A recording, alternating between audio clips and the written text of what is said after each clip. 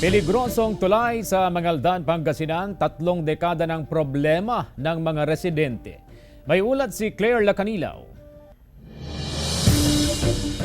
Problema ng mga residente ang tulay na ito sa Barangay Inlambo, Mangaldan, Pangasinan.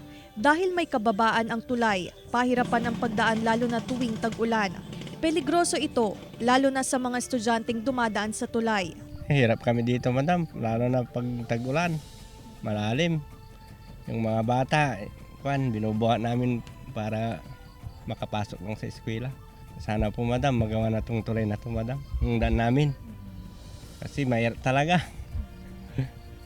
Tapos putik pa pagka tag-ulan. Ayon sa barangay, 3 dekada ng problema ang tulay. Wala raw sapat na pondo ang barangay upang maayos ang tulay. Naglagay ng pansamantalang footbridge upang may madaanan ang mga residente.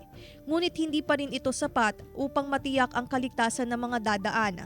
Yung ginawa namin, gumawa kami ng yung footbridge upang may madaanan ng mga gagaling dito sa kabahayan ng dito sa banda.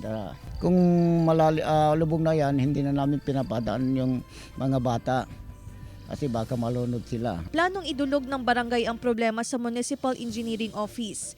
Nakahanda naman daw na magsagawa ang Municipal Engineering Office ng inspeksyon at assessment sa tulay.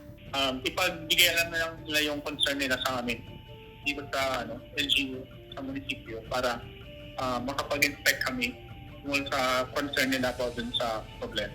Magkakonduct po kami ng inspection para makita kung ano yung problema at gagawa namin yung report. Titignan namin kung ano yung maayos namin doon.